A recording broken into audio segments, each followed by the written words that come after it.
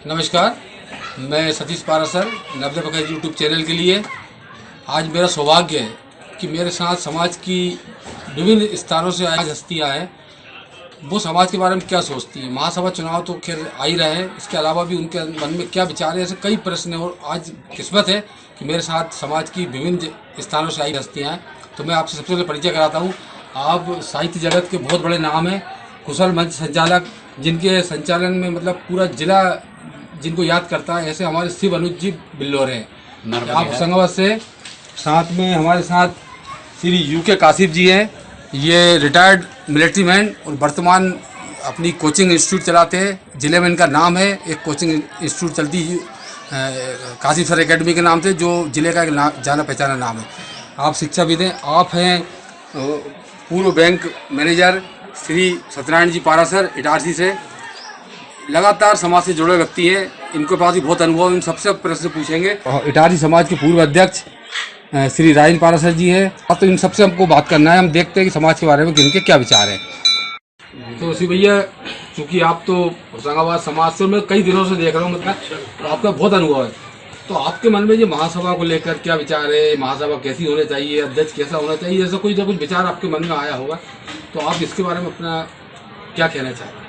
देखिए सतीश भैया, जहाँ तक मेरा मानना है कि नार्मदीय ब्राह्मण समाज आज जिस दौर से गुजर रहा है, हमारी नार्मदीय ब्राह्मण समाज का वर्तमान में जो हम परिदृश्य देखते हैं कि आज हमारा समाज क्षेत्रीयता में बटा हुआ है। लोगों के अंदर महासभा को लेकर बहुत आक्रोश है, विरोध है। बहुत सारे लोग महासभा को लेकर चिंतित हैं। बहुत सारे लोगों के मन में ये बात है कि अगली महासभा का गठन कैसे हो, महासभा अध्यक्ष कैसा हो। क्योंकि मैं ऐसा मानता हूं कि ये जो चुनाव का दौर चल रहा है, अभी कुछ दिनों पहले ही हमारे समाज के वरिष्ठ डॉक्टर अनिल पारे जी जनसंपर्क में आए थे।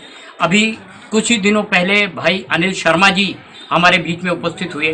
तो समाज के ऐसे बहुत सारे लोग हैं जो संपर्क में, जनसंपर्क में लगे हुए हैं। लेकिन हमारी ये मान्यता है, हम होशंगाबाद नगर के लोग ये चाहते हैं, हम लोगों ने सामूहिक रूप से बैठक आयोजित की और हम लोग ये चाहते हैं कि समाज में ऐसा एक वातावरण बने कि हम चुनाव की इस प्रक्रिया से महासभा को मुक्त करें।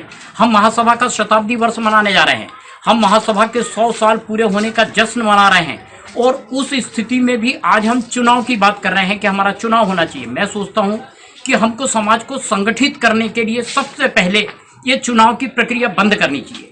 और मेरा व्यक्तिगत मानना यह है कि हम लोग संगठित होकर, हम लोग इकट्ठा होकर एक दरी बिछाकर आपस में बैठ जाएं और आपस में ये तय हम करें कि हमारे बीच में से अध्यक्ष कौन होगा। क्योंकि समाज में क्वालिटी की कमी नहीं है, पढ़े लिखे बुद्धिमान प्रकांड विद्वान लोग इस समाज में बहुत सारे हैं। तो मैं चाहता हूं कि हम लोग आपस में बैठ के तय करें, हम ये चुनाव के झमेले में नहीं पड़े।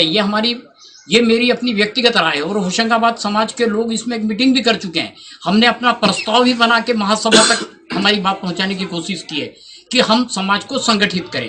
क्योंकि आज समाज में बहुत सारी ऐसी विषम परिस्थितियां निर्मित हैं, बहुत सारे ऐसे लोगों के जहन में प्रश्न है जिनका उत्तर महासभा से आज तक अपेक्षित है, लेकिन हम उत्तर नहीं दे पा रहे हैं। ऐसी क्या वजह है हमारे सामने कि हम समाज को सही तथ्यों से अवगत नहीं करा पा रहे हैं। लोगों का ये मानना है कि हम भुआना के लोग हैं तो हमारे यहाँ इकाइयों की संख्या कम है और निमाड़ क्षेत्र में ज़्यादा है, जबकि क्षेत्रफल की दृष्टिकोण से हमारा निमाड़ और भुआना करीब करीब एक बराबर ही है। फिर ये विषम परिस्थितियाँ क्यों हैं? हमें समाज को ये बताना पड़ेगा कि ये इकाइयों का निर्धारण हमने किस आधार पे किया। अभी ऐसी बहुत सारी इकाइयाँ हैं जिनको मान्यता नहीं है। हमारी सिवनी मालवा जो होशंगाबाद में सम्मिलित है, हमारी बैतूल इकाई भी बनना चाहिए क्योंकि वो भी होशंगाबाद में सम्मिलित है, लेकिन उन लोगों से होशंगाबाद का कोई संपर्क नहीं है, किसी प्रकार से कोई बात नहीं है। तो अभी जब महासभा में 8 लोगों के नाम भिजवाना था तो होशंगाबाद के लोगों ने अपने नाम 8 भिजवा दिए, क्योंकि सिवनी मालवा वालों ने हमसे संपर्क नहीं किया। जब हमारी उनसे बात हुई तो उनका कहना पड़ा, भैया हम तो होशंगाबाद इकाई में ही सम्मिलित है और वे अपनी इकाई के लिए जद्दोजहद कर रहे हैं। तो मेरा निवेदन ये था, बड़ा विनम्र मैं आग्रह कर रहा हूँ, क्योंकि ये समाज प्रकांड विद्वानों का समाज है, तो मैं निवेदन कर रहा हूँ समाज के लोगों से कि पहले हम ये व्यवस्था तय कर दें, सब जगह हम इकाइयों का निर्धारण कर दें, इकाइयों का गठन कर दें, इसके बाद हम चुनाव की प्रक्रिया का शुभारंभ करें, इसके बाद हम चुनाव कराएं। तो सतीश भैया ये कहीं ज्यादा तर्क संगत होगा। बहुत बढ़िया बात है, बहुत अच्छे विचार है आपके। इस पर अमल होना भी चाहिए, क्योंकि अब अगर 100 साल के बाद भी अगर हम नहीं सुधरे तो ये तो मतलब वाकई में बुरी बात हो जाएगी। हमको कुछ नया करना चाहिए, चुनाव से हटके हमको एकता के लिए काम करना चाहिए। बहुत अच्छी बात की हुई है बिल्लोर जी, धन्यवाद। आप हैं हमारे श्री यूके कासिम जी, जो कि होशंगाबाद समाज की एक पहचान है। लगातार 10 सालों से तो वो सक्रिय रूप से समाज सेवा में हैं। इनका वर्षों का अनुभव है, एक मिलिट्री मैन होने के नाते भी इनके पास अच्छा अनुभव है। कई तरह के इनके अनुभव से समाज ने बहुत फायदे लिए हैं। और आप तदर समिति में भी जिले का प्रतिनिधित्व करते हैं। तो भाई साहब, आप बताइए कि आप महासभा की क्या कल्पना करते हो, तदर समिति के बारे में जो भी आप अपने विचार रखना चाहते हैं, तो कृपया आपके विचार। सतीश भैया, सबसे पहले तो मैं अपनी ओर से नर्मदा प्रखर के हमारे जिन्होंने इस चैनल को प्रारंभ किया है, श्री शैलेंद्र पारे जी इंदौर, आप स्वयं सतीश पारासर जी, आप इटारसी से हैं, आपने बहुत अच्छा यह एक कदम उठाया है और इसके लिए आपने मुझे आज चयनित किया, इसके लिए मैं आपका आभार ज्ञापित करता हूँ। साथ ही साथ चूँकि मुझे नर्मदांचल संभाग से तदर समिति में शामिल किया गया है और समूचा नर्मदा संभाग, जो नर्मदांचल हमारा संभाग है, उसका प्रतिनिधित्व मैं कर रहा हूँ। इसके लिए मैं हमारे जो अध्यक्ष हैं आदरणीय डोंगरे साहब एवं हमारी जितनी कार्यकारिणी है, उन सबका आभारी हूँ।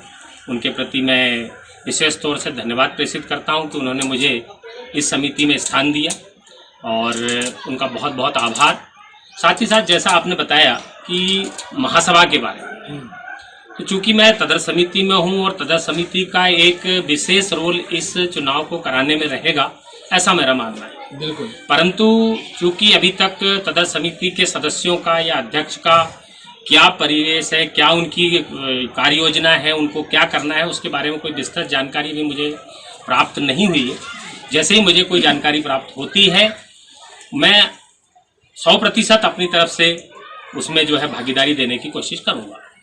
साथ ही साथ चुनाव के बारे में जो आप कहें, तो हमारी नामदी ब्राह्मण समाज होशंगाबाद, जैसे आप बिलोरे साहब ने आपके सामने बोला, हमारी नामदी ब्राह्मण समाज जो होशंगाबाद है, वो मेरे ख्याल से सारे जितने भी आप देखें इकाइयाँ, उनमें सबसे अग्रणी कार्य करती है, हमेशा जागरूक समाज है, अग्रणी समाज है। प्लस उसके साथ साथ क्या है कि हम सभी लोगों ने बैठ के ये निर्णय लिया है कि चुनाव को तो टाला जाए, क्योंकि इससे बहुत सारी द्वेष व्यक्तियों के बारे में एक दूसरे के प्रति वो उत्पन्न होता है। तो चुनाव से हटकर क्यों ना हम सभी लोग, जो हमारे वरिष्ठ लोग हैं, जो हमारे संरक्षक गण हैं, वो लोग एक समिति बनाए 8-10 लोगों की, और जितने अध्यक्ष पद के लिए, महिला अध्यक्ष, युवा अध्यक्ष और अध्यक्ष पद के लिए जितने हमारे उम्मीदवार हैं, उन सबको एकत्रित एक जगह करके और सभी लोगों से चर्चा करके और एक निर्णय ले कि हमारा ये अध्यक्ष होगा और आपकी क्या विजन है, अध्यक्ष के क्या विजन है, वो अध्यक्ष से पूछे जाएं। और जब अध्यक्ष अपने विजन बताएगा, उसमें हमें सबसे अच्छा जिसका विजन लगता है उसको हम कार्यकाल दें और उन्हें बताएं कि हम 1 साल के लिए ये कार्यकाल आपको दे रहे हैं। हम सभी लोग, जो हमारी 8-10 लोग, 15 लोग जो समिति में हैं, हम लोग 1 साल के बाद आपके द्वारा जो किए गए कार्य हैं उनका एक बार मूल्यांकन करेंगे और यदि आप उस पर हमारे खरे उतरते हैं तो आगे आपको कार्यकाल दिया जाएगा। अन्यथा हमारे पास एक लंबी लिस्ट है, बहुत सारे हमारे पास बहुत अच्छे कार्य करने वाले लोग हैं, बुद्धिजीवी लोग हैं। युवाओं में यदि आप देखें तो हमारे पास इतना अच्छा टैलेंट है कि लोग पता नहीं सॉफ्टवेयर में इतना अच्छा कार्य कर रहे हैं, आईटी सेक्टर में इतना अच्छा कार्य कर रहे हैं, विदेशों में जाकर इतना अच्छा कार्य कर रहे हैं, तो वो समाज के लिए भी बहुत सारा योगदान देने के लिए तैयार बैठे हैं। तो मेरा ये मानना है कि हमें समाज के लिए, आने वाली महासभा के लिए कुछ इस प्रकार की कार्यप्रणाली तैयार की जाए, जिससे कि समाज को एक नई दिशा, एक नई दशा हम दे सके। क्या अध्यक्ष देना चाहते हैं आप? अध्यक्ष सरल हो, तुरंत निर्णय लेने वाला हो, उसकी सोच क्रिएटिव हो, समाज को आगे ले जाने के लिए उसके पास अपना विजन हो। जैसे आज यदि देखें हम, तो मेडिकल और एजुकेशन 2 ऐसे फील्ड हैं जो कभी पीछे नहीं जाते, जो हमेशा आगे बढ़ते हैं। तो हम क्यों ना इस ओर अपना ध्यान आकर्षित करें कि हम एजुकेशन के फील्ड में अपना स्कूल संचालित करें। एक स्कूल की आवक से फिर हम उसी संस्था को हम दूसरे शहर तक ले जाएं और धीरे धीरे नारमदी ब्राह्मण समाज का एक बहुत बढ़िया एक शिक्षा संस्थान हो, ऐसी मेरी मान्यता है। बहुत बहुत धन्यवाद भैया काशी जी, बहुत अच्छे विचार हैं आपके। श्री SN पारासर जी, ये समाज के बहुत वरिष्ठ सदस्य हैं। मतलब समाज सेवा की जो शुरुआत है, मैं इनके पदचिन्हों पे चल के मैंने सीखी है, तो इनके पास लंबा समय अनुभव है कार्य का। इटारसी समाज में 30 साल से लगभग मैं देख रहा हूँ। तो भैया आप समाज के बारे में क्या सोचते हैं, महासभा अध्यक्ष के बारे में क्या सोचते हैं, जो भी आपके विचार हों आप कृपया अपने विचार। नरब्बे है। मैं तो एक समाज का छोटा सा कार्यकर्ता हूँ। मेरा काम यह है कि सब लोग इकट्ठे होकर सामाजिक रूप से काम करें। अभी इसी संदर्भ में हमने जो पार्थेश्वर का काम किया उसमें आदरणीय बिल्लोरे जी और उमाकांत भाई ने बहुत सहयोग दिया हमें। इसी तरह मैं चाहता हूं कि समाज के सभी लोग हिल मिलकर साथ रहें। अपने जो अभी क्षेत्रवाद की जो समस्या चल रही है उसका निपटारा हो, सब एक साथ बैठें, एक साथ मिलकर काम करें, यही मेरी आशा है। और मैं महासभा अध्यक्ष भी ऐसा चाहता हूँ कि जो सबको मिले, सबको साथ लेकर चले और सबका विश्वास जीते, है ना, यही मेरी कामना है। नरब्बे है। धन्यवाद भैया, बहुत बहुत धन्यवाद।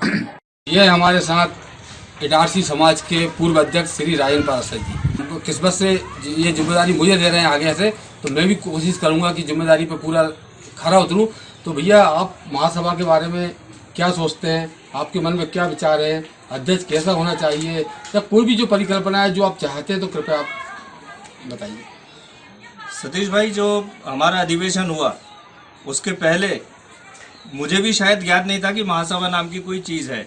हाँ। जो हमने कार्यक्रम यहाँ हमारे इटारसी में एक अधिवेशन के नाम पर आयोजित किया, हाँ। उससे जो जन जागृति फैली, उसमें मीडिया हमारे लिए बहुत महत्वपूर्ण भूमिका थी। उसमें मीडिया की हमने व्हाट्सएप ग्रुप तैयार किए, लोगों को जागरूक किया, लोगों को बताया कि महासभा भी है जिसका एक अधिवेशन इटारसी में आयोजित होना है।